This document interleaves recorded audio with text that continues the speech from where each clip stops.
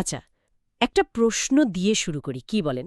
আমাদের জীবনের সবচেয়ে মূল্যবান সম্পদটা ঠিক কি? অনেকের কাছে হয়তো উত্তরটা হবে টাকা, বাড়ি, গাড়ি। কিন্তু আজ আমরা যে সোর্সগুলো নিয়ে বসেছি সেগুলো বলছে এই সবকিছুর ঊর্ধ্বে সবচেয়ে দামি সম্পদ আসলে আমরা নিজেরাই। আমাদের শরীর, আমাদের মন, আমাদের জ্ঞান। হ্যাঁ, এটা একটা দারুণ প্রশ্ন। কারণ আমরা তো সারা জীবন বাইরের জিনিসপত্রে ইনভেস্ট করি, কিন্তু নিজের উপর বিনিয়োগের কথা খুব কমই ভাবি। আজকের আলোচনাটা মূলত দি art of investing in yourself বইটার সারাংশ থেকে নেয়া। বইটার মূল কথাই হল শেয়ার বাজার বা রিয়েল এস্টেটের চেয়েও সেরা বিনিয়োগ হল নিজের উপর করা বিনিয়োগ। কারণ এর রিটার্নটা সারা জীবন পাওয়া যায়। একদম। এটা এমন একটা বিনিয়োগ যা মুদ্রাস্ফীতি বা বাজার মন্দা কোনো কিছুতেই প্রভাবিত হয় না। ঠিক। আর আজকের আলোচনার মিশনটাও তাহলে খুব পরিষ্কার। আমরা দেখব কিভাবে নিজের জ্ঞান, দক্ষতা, স্বাস্থ্য আর মানসিকতার উপর বিনিয়োগ করে জীবনকে একটা অন্য স্তরে নিয়ে যাওয়া যায়। সোর্সে রাহুলের একটা দারুণ গল্প আছে, তাই না? হ্যাঁ, রাহুলের গল্পটা খুব প্রাসঙ্গিক। ও একজন সাধারণ চাকুরিজীবী ছিল যে নিজের রুটিনে আটকে গেছিল, কিন্তু যখন সে ঠিক করল যে প্রতিদিন 1 ঘন্টা নতুন কিছু শিখবে, কখনো কোডিং, কখনো পাবলিক স্পিকিং, তখন ওর জীবনে একটা বিরাট পরিবর্তন আসে। 1 বছরের মধ্যে শুধু চাকরিতে প্রমোশনই নয়, সে তার ইন্ডাস্ট্রিতে একজন পরিচিত মুখ হয়ে ওঠে। ওর স্কিল শেখাটা ছিল বিনিয়োগ, আর প্রমোশনটা হলো তার রিটার্ন। চলুন এই বিনিয়োগের একেবারে গোড়ার কথায় যাওয়া যাক। আমার প্রথম প্রশ্ন এটাই, কেন নিজের ওপর বিনিয়োগ এত জরুরি? মানে, টাকা হাতে থাকলে তো অনেক কিছুই করা যায়। এখানেই তো আসল বিষয়টা। সোর্সে একটা খুব সহজ কিন্তু গভীর উদাহরণ দেওয়া আছে। ভাবুন তো, আপনাকে 1 কোটি টাকা দেওয়া হলো, কিন্তু আপনার কোনো জ্ঞান বা দক্ষতা নেই। কি হবে? খুব সম্ভবত কিছুদিনের মধ্যেই টাকাটা ভুল জায়গায় খরচ হয়ে যাবে বা শেষ হয়ে যাবে। কিন্তু এর উল্টোটা ভাবুন, আপনার কাছে আজ কোনো টাকা নেই, কিন্তু আপনার শেখার ক্ষমতা আছে, যোগাযোগ করার দক্ষতা আছে, আর একটা ইতিবাচক মানসিকতা আছে। তাহলে আপনি সেই দক্ষতা ব্যবহার করে নিজেই সম্পদ তৈরি করতে পারবেন। তার মানে টাকা হলো সাময়িক, কিন্তু যোগ্যতাটা স্থায়ী। একদম। নিজের ওপর বিনিয়োগ অনেকটা নিজের জন্য একটা টাকা ছাপানোর মেশিন তৈরি করার মতো। বাহ! আর এই মেশিনটা মূলত 4টে স্তম্ভের ওপর দাঁড়িয়ে আছে। সোর্স এগুলোকে বলছে জ্ঞান, স্বাস্থ্য, দক্ষতা এবং মানসিকতা। শুধু একটা দিকে মনোযোগ দিলে হবে না। যেমন, আপনি অনেক জ্ঞান অর্জন করলেন, কিন্তু আপনার স্বাস্থ্য খারাপ। তাহলে তো সেই জ্ঞান কাজে লাগানোর শক্তিই থাকবে না। ঠিক। আবার ধরুন আপনার স্বাস্থ্য খুব ভালো, কিন্তু নতুন কোনো দক্ষতা নেই। তাহলে আজকের প্রতিযোগিতার যুগে টিকে থাকা কঠিন। এই 4টে স্তম্ভকে একসাথেই মজবুত করতে হবে। এই দক্ষতার ব্যাপারে একটা বিষয় আমার জানতে ইচ্ছে করছে। সোর্স কি বলছে যে কোনো দক্ষতা শিখলেই হবে, নাকি এর পেছনেও কোনো কৌশল আছে? খুব ভালো প্রশ্ন তুলেছেন।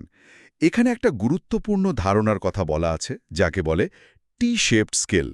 টি শেপড? হ্যাঁ, মানে একটা বিষয় আপনার গভীর জ্ঞান থাকবে, যেটা হলো টি-এর লম্বা দাগটা, আর তার সাথে সম্পর্কিত আরও অনেকগুলো বিষয়ে আপনার সাধারণ ধারণা থাকবে, যা হলো টি-এর ওপরের চওড়া দাগটা। ও আচ্ছা আচ্ছা। যেমন ধরুন, একজন গ্রাফিক ডিজাইনারের মূল দক্ষতা হলো ডিজাইন করা, কিন্তু সে যদি মার্কেটিং, কপিরাইটিং আর ভিডিও এডিটিংয়ের প্রাথমিক বিষয়গুলো জানে, তাহলে তার কদর অনেক বেড়ে যায়। এতে বিশেষজ্ঞতা আর অভিযোজন ক্ষমতা দুটোই তৈরি হয়। দারুণ ধারণা। কিন্তু এই ভিত মজবুত করার পথে তো অনেক বাইরের প্রভাবও কাজ করে, তাই না? যেমন আমাদের চারপাশের মানুষজন। অবশ্যই। ব্যক্তিগত উন্নতির জন্য পারিপার্শ্বিক পরিবেশ অত্যন্ত গুরুত্বপূর্ণ। সোর্সে পরিষ্কার বলা আছে, আপনি 5টি ঈগলের সাথে থাকলে উড়তে শিখবেন। আর 5টি মুরগির সাথে থাকলে মাটিতেই আঁচড় কাটবেন। একদম। ভুলো মানুষের সঙ্গ আমাদের অবচেতন মনে এমন প্রভাব ফেলে যে আমরা বুঝতেই পারি না কখন আমাদের স্বপ্নগুলো ছোট হয়ে আসছে। এই বিষয়ে রঘুর গল্পটা মনে পড়ছে। স্কুলে ওর বন্ধুরা ছিল দারুণ মেধাবী, কিন্তু ভীষণ নেতিবাচক। রঘু যখনই নতুন কিছু করার কথা ভাবত, যেমন ডিবেটিং বা কোনো প্রতিযোগিতায় নাম দেওয়া, ওরা হাসাহাসি করে বলতো, এসব করে কি হবে, তার চেয়ে চল আড্ডা দিই। ঠিক। আর ওদের পাল্লায় পড়ে রঘুর আত্মবিশ্বাস একেবারে তলানিতে এসে ঠেকেছিল। কিন্তু কলেজে গিয়ে তার জীবনটা বদলে যায়। সে এমন কিছু বন্ধুর সাথে মেশা শুরু করে যারা সবসময় নিজেদের উন্নত করতে ব্যস্ত। কেউ নতুন ভাষা শিখছে, কেউ ফ্রিল্যান্সিং করে নিজের খরচ চালাচ্ছে, কেউ বা নতুন ব্যবসার আইডিয়া নিয়ে কাজ করছে। তাদের দেখে রঘুও অনুপ্রেরণা পেল। সে দেখল যে চেষ্টা করলে অনেক কিছুই সম্ভব।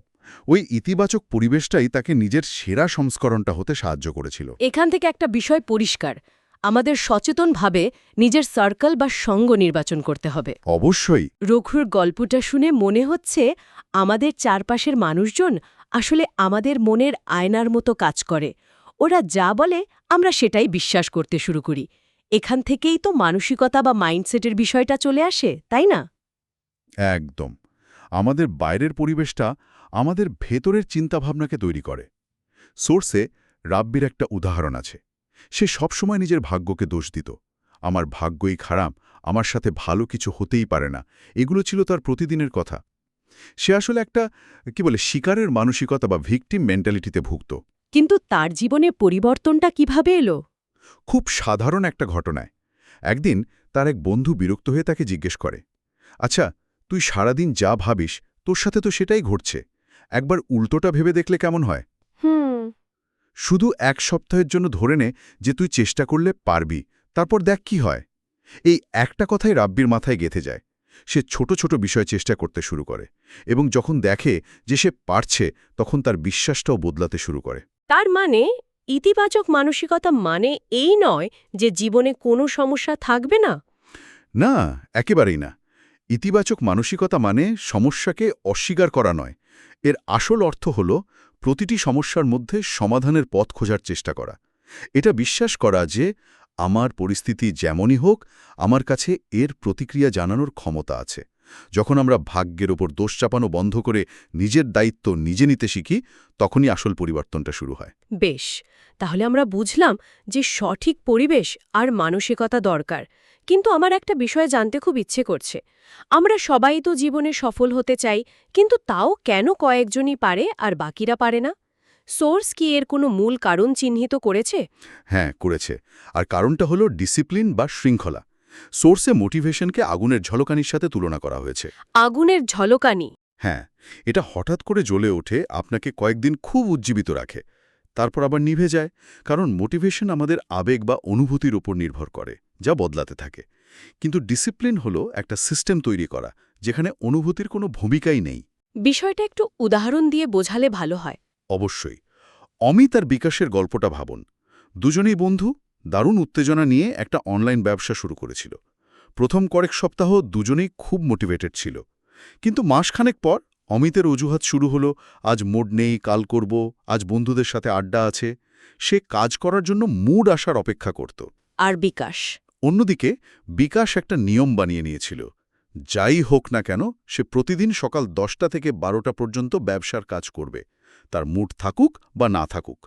1 বছর পর দেখা গেল বিকাশের ব্যবসা অনেক দূর এগিয়ে গেছে, আর অমিত যেখানে ছিল সেখানেই রয়ে গেছে।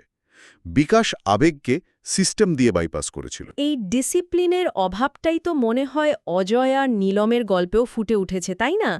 একজন স্বাস্থ্যের ক্ষেত্রে আর একজন সময়ের ক্ষেত্রে। একদম ঠিক ধরেছেন। এই শৃঙ্খলার ধারণাটা জীবনের সব ক্ষেত্রে প্রযোজ্য। যেমন অজয়ের গল্পটা। কেরিয়ারের জন্য সে দিনরাত এক করে ফেলেছিল, কিন্তু স্বাস্থ্যকে পুরোপুরি অবহেলা করেছিল। রাত জাগা, জাঙ্ক ফুড খাওয়া, ব্যায়াম না করা, এগুলো তার রুটিন হয়ে গিয়েছিল। তার যুক্তি ছিল, আগে সফল হই, তারপর স্বাস্থ্যের দিকে নজর দেব। আর ফল যা হওয়ার তাই হলো। হ্যাঁ, 30 বছর বয়সেই সে নানা রকম শারীরিক সমস্যায় পড়ল। তখন তার উপলব্ধি হলো যে সাফল্যের জন্য সে এত কিছু করল, সেই সাফল্য ভোগ করার জন্য শরীরটাই তো ঠিক নেই। স্বাস্থ্য না থাকলে সাফল্য অর্থহীন। ঠিক। আর সময়ের ক্ষেত্রে নীলমের গল্পটাও তো একই রকম শিক্ষণীয়। হ্যাঁ, ওর লেখক হওয়ার স্বপ্ন ছিল। হ্যাঁ, কিন্তু সে সবসময় ভাবত, এখন তো অনেক সময় আছে, পরে লিখব। তার মূল্যবান সময়গুলো নষ্ট হতো সোশ্যাল মিডিয়া স্ক্রল করে বা বন্ধুদের সাথে অপ্রয়োজনীয় আড্ডায়। সে সময়ের গুরুত্ব বুঝতেই পারেনি। যখন তার বয়স 40 হল, তখন সে উপলব্ধি করল যে তার স্বপ্নটা স্বপ্নই রয়ে গেছে। সে একটা লাইনও লেখেনি। উফ। সোর্সের মূল বার্তাটা হল, সময় এমন এক সম্পদ যা একবার চলে গেলে আর কখনো ফিরে আসে না। প্রতিটি মিনিটই হয় আপনার জীবনকে উন্নত করছে, নয়তো নষ্ট করছে। মাঝখানে কোনো জায়গা নেই।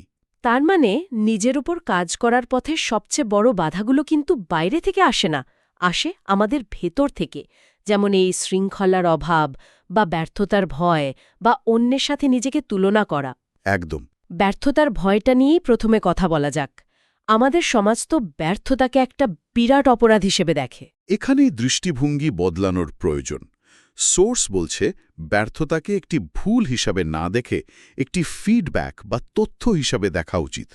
এটা আপনাকে বলছে যে আপনার চেষ্টাটা সঠিক পথে ছিল না, আপনাকে অন্য কিছু চেষ্টা করতে হবে। এখানে বিরাট কোহলির উদাহরণটা খুব প্রাসঙ্গিক। হ্যাঁ, ইংল্যান্ড সফরের নাকি ঘটনাটা ঠিক, তার কেরিয়ারের শুরুর দিকে একটা সময় ইংল্যান্ড সফরে তিনি চূড়ান্তভাবে ব্যর্থ হয়েছিলেন। প্রায় প্রতিটা ম্যাচেই কম রানে আউট হচ্ছিলেন। তখন তো তাকে দল থেকে বাদ দেওয়ার কথাও উঠেছিল। হ্যাঁ, পুরনো মানসিকতার কেউ হলে হয়তো ভেঙে পড়ত, কিন্তু কোহলি ওই ব্যর্থতাকে ফিডব্যাক হিসাবে নিয়েছিলেন। তিনি বুঝেছিলেন যে তার টেকনিকে সমস্যা আছে। তিনি দেশে ফিরে সেই দুর্বলতাগুলো নিয়ে দিনের পর দিন কাজ করেছেন। নিজের ফিটনেস আর মানসিকতাকে এমন স্তরে নিয়ে গেছেন যা আগে ছিল না। আর ফলাফল তো আমরা সবাই জানি। একটা শিশু যেমন হাজারবার পড়ে গিয়ে হাঁটতে শেখে, জীবনটাও ঠিক তেমনই। প্রতিটা ব্যর্থতা আসলে শেখার একটা ধাপ। ভয়ের মতোই আরেকটি বড় মানসিক বাধা হল অন্যের সাথে নিজেকে তুলনা করা। বিশেষ করে সোশ্যাল মিডিয়ার যুগে এটা একটা মহামারীর মতো হয়ে গেছে। আমরা সারা দিন অন্যের সাফল্যের ঝলমলে ছবিগুলো দেখি আর নিজেকে ছোট মনে করতে শুরু করি। এই চিন্তাটা আমাদের ভেতরটা শেষ করে দেয়। এই তুলনা করার অভ্যাসটা একটা মনস্তাত্ত্বিক ফাঁদ, কারণ আমরা অন্যের জীবনের সেরা মুহূর্ত বা হাইলাইট রিলের সাথে আমাদের নিজেদের দৈনন্দিন জীবনের বিহাইন্ড দ্য সিনস বা পর্দার পেছনের বাস্তবতার তুলনা করি। এটা তো একটা অসম প্রতিযোগিতা। ঠিক। এই প্রসঙ্গে রিয়ার গল্পটা ভাবা যেতে পারে। সে তার বন্ধুদের সাফল্য দেখে হতাশ হয়ে যেত। তার মনে হতো সে কিছুই করতে পারছে না। তাহলে এই ফাঁদ থেকে বেরোনোর উপায় কি? একজন মেন্টর তাকে একটা সহজ কিন্তু শক্তিশালী পরামর্শ দিয়েছিলেন। তিনি বলেছিলেন, তুমি অন্যের সাথে তুলনা করা বন্ধ করো। যদি তুলনা করতেই হয় তাহলে নিজের গতকালের সাথে আজকের তুলনা করো। রিয়া তাই করতে শুরু করল। সে প্রতিদিন ডায়েরি লিখত আর সপ্তাহের শেষে দেখত যে গত সপ্তাহের চেয়ে এই সপ্তাহে সে নতুন কি শিখেছে বা কোন কাজটা ভালো করেছে। যখন সে দেখল যে সে প্রতিদিন অল্প অল্প করে উন্নতি করছে, তখন তার আত্মবিশ্বাস ফিরে এলো। আসল প্রতিযোগিতা তো অন্যের সাথে নয়, নিজের সাথেই। প্রতিদিন নিজেকে আগের দিনের চেয়ে 1% ভালো করে তোলাই আসল জয়। বাহ, পুরো আলোচনাটা দারুণভাবে এক সূত্রে বাঁধা গেল। তাহলে যে বিষয়গুলো উঠে এলো তা হল জীবনের সেরা বিনিয়োগ হল নিজের উপর করা বিনিয়োগ, যা 4টি স্তম্ভের ওপর দাঁড়িয়ে: জ্ঞান, স্বাস্থ্য, দক্ষতা এবং মানসিকতা। এরপর আমরা দেখলাম সঠিক সঙ্গ নির্বাচন করা কতটা জরুরি, কারণ এটা আমাদের মানসিকতাকে সরাসরি প্রভাবিত করে। আর সাফল্যের জন্য ক্ষণস্থায়ী মোটিভেশনের চেয়েও বেশি প্রয়োজন হল স্থায়ী শৃঙ্খলা বা সিস্টেম। আর সময় ও স্বাস্থ্য, এই দুটি সম্পদকে কোনোভাবেই অবহেলা করা উচিত নয়, কারণ এগুলো অফেরতযোগ্য। সব শেষে ব্যর্থতার ভয়কে ফিডব্যাক হিসেবে দেখতে হবে এবং অন্যের সাথে তুলনা না করে নিজের উন্নতির দিকে মনোযোগ দিতে হবে। একদম। আর সোর্সের চূড়ান্ত বার্তাটাও এটাই।